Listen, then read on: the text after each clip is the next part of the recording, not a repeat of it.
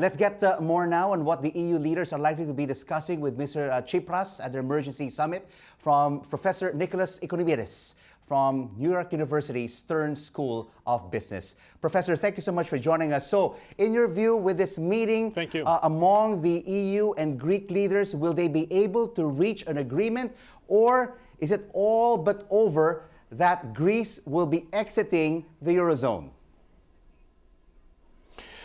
It's extremely difficult to reach an agreement today because they haven't reached an agreement on lower levels, on the technical ground. And now it's conceivable they might reach such an agreement, but right now I'm pessimistic. I think there is less than 50% probability of reaching an agreement. At the same time, I wouldn't say that this is, in fact, the last day.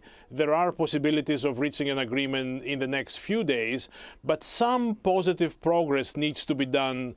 Needs to be made on Monday. Otherwise, Greece is going to default.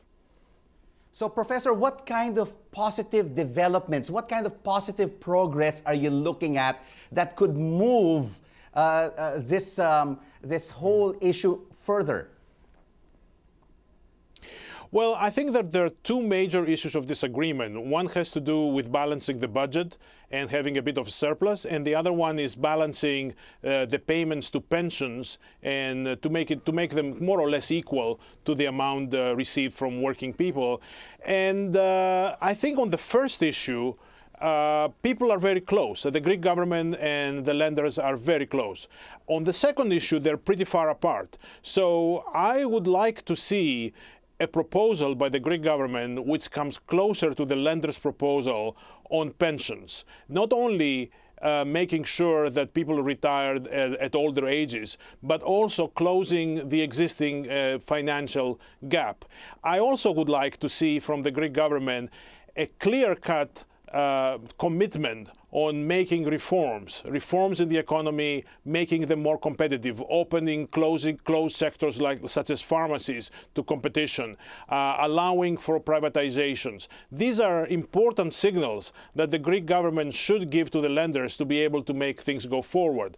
And let me also say that the lenders could also respond to those signals with a proposal to create a restructuring of the Greek debt, not cut its nominal value, but restructure it, making the maturities of the debt go further into the future, let's say all the way to 75 years, so that its net present value is much, much lower. And that would be a very welcome signal for the Greek side, something that the Prime Minister can come back to Greece and say, look, I mean, at least I achieved that.